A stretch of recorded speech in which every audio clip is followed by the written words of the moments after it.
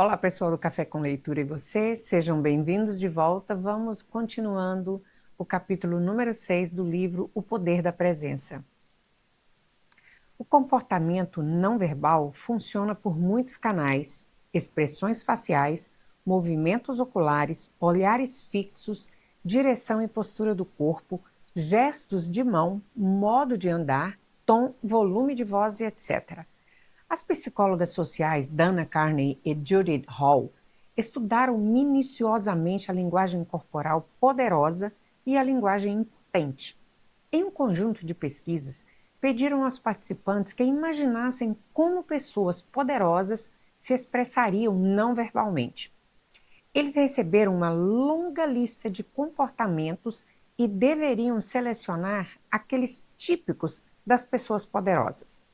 Era esperado que indivíduos altamente poderosos fossem os primeiros a oferecer a mão em um cumprimento inicial. Fizeram mais contato visual e mais demorado, usassem gestos mais amplos, tivessem uma postura ereta e aberta, se inclinassem à frente e orientassem o corpo e a cabeça na direção dos outros, e que fossem animados e seguros em suas expressões físicas. Mesmo mãos e dedos podem sinalizar poder. Mantenha suas mãos em frente ao rosto, com as palmas fechadas e os dedos apontando para o teto. Depois incline os dedos até que as pontas de seus equivalentes em cada mão se toquem e abram os dedos o máximo que puder, porém de um modo que continue confortável. Se as mesmas instruções não estivessem claras, mete imagens do Sr. Burns, personagem do desenho Os Simpsons. Mesmo esse gesto de juntar as pontas dos dedos é um sinal de confiança. Pode ser sutil, mas ainda assim espacialmente expansivo, se comparado à posição normal de nossas mãos. Na verdade, explica o agente do FBI e especialista em linguagem corporal Joe Navarro, essa junção das pontas dos dedos das mãos comunica que estamos sincronizados com nossos pensamentos, que não estamos hesitando, não estamos vacilando. No momento preciso em que as juntamos as pontas dos dedos, comunicamos universalmente que estamos confiantes em nossos pensamentos e crenças, seguros em nossa afirmação, acreditando em nós mesmos. O poder também afeta a forma como percebemos nosso prestígio e os dos outros.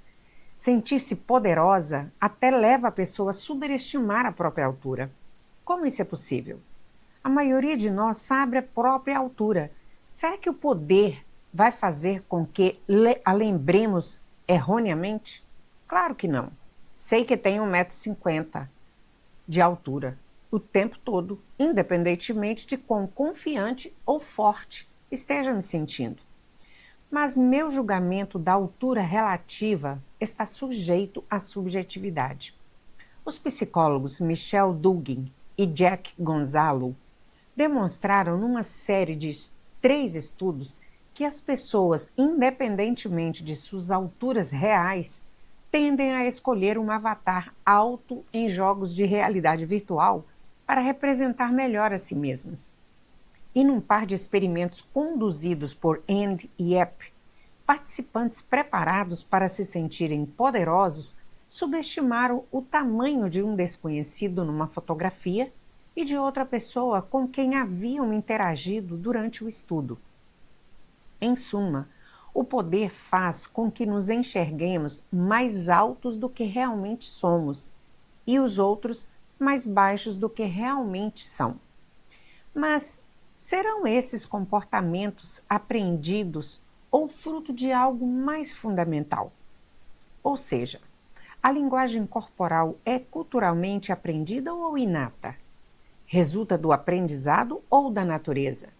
Em 1872, Charles Darwin sugeriu que muitas expressões de emoção são biologicamente inatas e evolutivamente adaptivas, sinalizando informações sociais importantes. Ele argumentou que expressões de emoção servem para desencadear uma ação imediata que nos beneficia, dadas nossas circunstâncias habituais. Se vemos um rosto zangado vindo em nossa direção, fugimos. Mas para sabermos que o rosto indica raiva, primeiro temos de reconhecer essa expressão específica. Em outras palavras, Darwin estava sugerindo que certas expressões de emoção são universais, reconhecidas em praticamente todas as culturas. Conforme escrevi no capítulo 1, pesquisadores documentaram indícios da universalidade de muitas expressões faciais de emoção. Por exemplo, independentemente de nossa origem, quando sentimos repulsa, franzimos o nariz e erguemos o lábio superior. Quando nos sentimos surpresos, arqueamos as sobrancelhas, arregalamos os olhos e abrimos ligeiramente a boca. Você pode testar se quiser. Mas a expressão dos estados emocionais não se restringe às emoções básicas. Sinalizações mais complexas de poder e impotência, envolvendo posturas corporais e movimentos da cabeça, também poderiam ser universais. Ninguém sabe mais sobre isso do que Jessica Tracy, professora de psicologia na Universidade de British Columbia.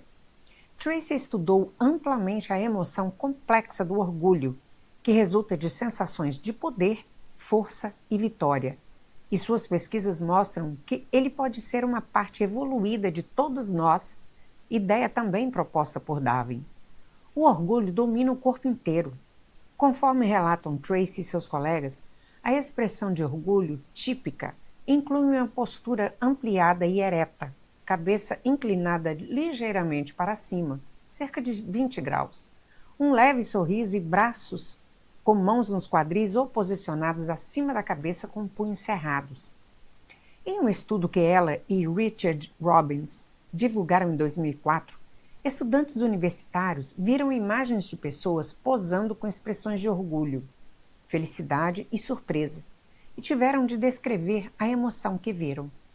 Quando observaram manifestações de orgulho, 2/3 dos estudantes usaram objetivos correspondentes: orgulho, triunfante, autocontrole e etc. Ao passo que quase ninguém descreveu poses felizes ou surpresas com expressão de orgulho. Isso indica que conseguimos distinguir facilmente o orgulho das outras emoções. Expressões espontâneas de orgulho também parecem ser universais. Tracy e David Matsumoto analisaram fotos de atletas de mais de 30 países tiradas após vitórias ou derrotas em lutas de judô nos Jogos Olímpicos e Paralímpicos.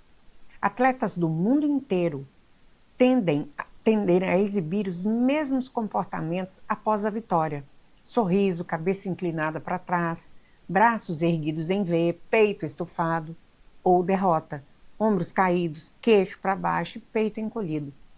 Isso ocorreu mesmo entre competidores de culturas coletivas, onde o orgulho é menos valorizado e até desestimulado em certos casos. Mas talvez o sinal mais forte do caráter inato dessas expressões seja o fato de que mesmo atletas congenitamente cegos, indivíduos que jamais enxergaram outras pessoas expressando orgulho, poder ou vitória, faziam a mesma coisa com seus corpos quando venciam. Vamos parar um minuto para pensar sobre como alguém poderia se sentir após correr 100 metros mais depressa do que qualquer ser humano na história, como fez o velocista jamaicano Usain Bolt 3 vezes. A palavra exalto com certeza vem à mente. De uma perspectiva evolucionária, continuar gastando energia, estufando o peito e erguendo os braços depois que você já venceu pode parecer um desperdício de esforço. Não deveríamos poupar a pouca energia que nos resta após o consumo de grande parte dela? Na verdade, essas expressões de vitória servem a um propósito diferente. Tracy e seus colaboradores sugerem que podem ter evoluído para produzir mudanças fisiológicas, como o aumento da testosterona, o que nos permitiria continuar a dominar a situação e proteger uma vitória. Também podem ter evoluído como uma função social, já que o gesto passou a ser reconhecido como um sinal de vitória, comunicando assim uma posição elevada ou poder.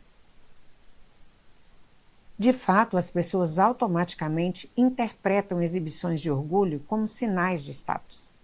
Em determinado estudo, outros participantes que olharam fotos de pessoas em posturas expansivas e poderosas tenderam a aceitar mais a resposta sugerida por aquela pessoa a uma pergunta trivial, tomando o orgulho como sinal de competência.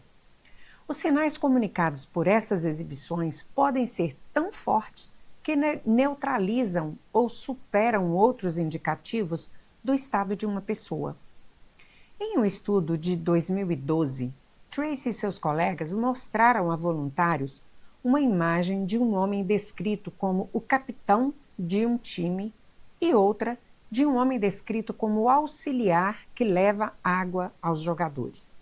Quando o capitão caiu e pareceu envergonhado, e o auxiliar se postou ereto e pareceu orgulhoso, as pessoas associaram o auxiliar a palavras de um status elevado e o capitão a palavras de status inferior, mais rapidamente do que quando as posturas foram invertidas. Ao menos implicitamente, a postura de um sinal de status mais forte do que as informações sobre as funções de cada um no time. Andando e fazendo bravata. Discutimos posturas e gestos poderosos, mas como fica o nosso corpo em movimento? Quando nos sentimos poderosos, andamos de um jeito específico? Para descobrir, minha equipe colaborou com Nicholas Trouge, um biólogo que dirige o laboratório BioMotion na Queen's University em Ontário.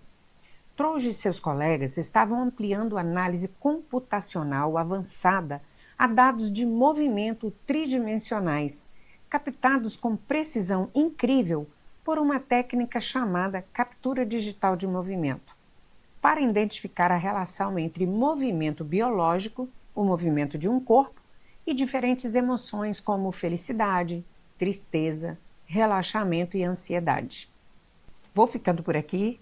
Peço a você que está me ouvindo e ainda não é inscrito no nosso canal, por favor, se inscreva agora, clica no sininho para você ser notificado toda vez que a gente subir um novo vídeo. Te vejo daqui a pouco na continuação deste mesmo capítulo. Até lá!